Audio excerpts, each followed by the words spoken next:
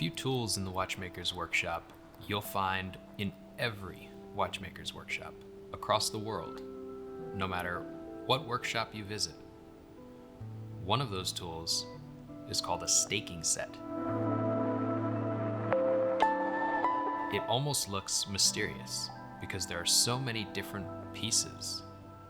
It's kind of hard to tell what a staking set actually does, what it's used for. And a big part of that is that it's used for almost everything.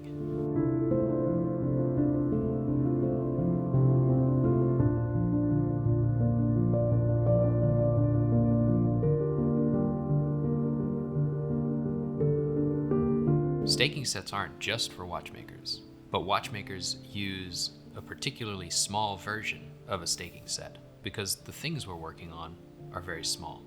So a staking set for a watchmaker includes anvils that have tiny holes that are less than 1 millimeter in diameter. We use tiny little hammers in order to hammer on the staking set with just a very fine amount of pressure. In an industry like automotive, you'll find staking tools. However, they'll be much larger. The hammers that are used will be much heavier, and the force with which you use all of the tools in the staking set will be much greater. These tools are kind of general purpose tools, and the main reasoning behind using a staking set in a watchmaker's workshop is in order to move metal parts, join metal parts together, and to do it in a way where everything remains square. So the staking tool starts with the body of the tool, which will hold a stake up top, completely perpendicular from an anvil on the bottom, so that when we do something like riveting, drilling, assembling, pressing, pushing, any of these manipulations, we are able to do it at a 90-degree angle from the surface of a part. Everything in a watch must be very precise, and if the axle of a wheel is slightly off, the watch will not run. It won't keep time, it may stop, or it may never run. So it's very essential that everything is perfectly square when it's been designed that way. Staking tools are something you can find on eBay or in estate sales.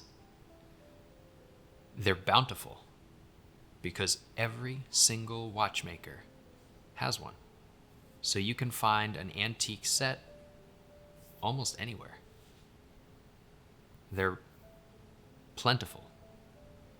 The main thing that you need for it to be something that could be used today is you have to verify that every stake and anvil are actually perpendicular, so that you have a perfect 90-degree angle from the base to the stake.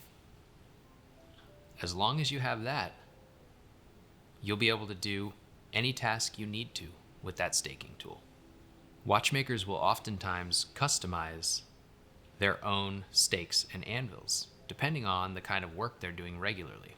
There are general sets you can buy, but if you have some kind of special task, you may modify general tools or make your own stakes and anvils on a watchmaker's lathe. Another version of the staking tool is a jewel setting tool that looks very similar. However, you have micrometric adjustment in order to press jewels squarely into main plates and bridges so that they are not going in off center, which would lead the watch not to run. Some of the things I use a staking set for in my workshop are tasks like riveting, when I pair the axle of a wheel to the wheel. You're taking a brass part and a steel part and joining the two, the pinion with the wheel. I also use staking sets for reaming certain holes for jewels. Another thing a staking set could be used for is if that jewel hole is slightly too large, you can actually deform some of the material on the bridge or main plate so that it will hold the jewel tightly. And you can do this in such a way where you maintain the integrity of the part because you can do it squarely. If you handheld a stake and tried to hammer material, it would not be square. At least not square enough for a fine watch. Within a simple mechanical wristwatch, you'll find at least 100 pieces. And of those 100 pieces, many of them are sub-assemblies, meaning those two pieces have been made and then assembled prior to the final assembly. And these parts might be permanently assembled, like riveting a wheel to a pinion, or pressing a pin into a bridge and then plating it. Something might appear to be one part when it's actually made up of many parts, like a pallet fork, which has not only the body of the pallet fork, it has two pallet jewels, and it has a small tail connected by another part that holds that pin. So you have many parts even assembled prior to the final assembly. And some of these parts are so small that they're smaller than a grain of rice. The stakes and the anvils themselves are made of hardened steel so that they are harder than the materials that we are working on, which means that they will not deform and they will be able to impart the force of when we hammer on them into the part that we are working on. There are other disassembly anvils and stakes that can be made of softer material so that they don't damage parts that we are disassembling.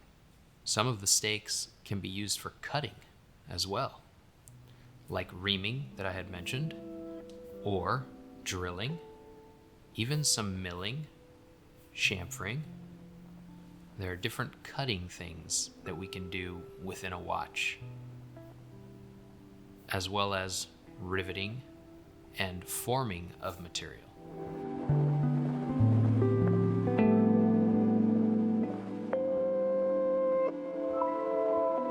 A good staking set will have well over 100 pieces and can be used in a plethora of different ways.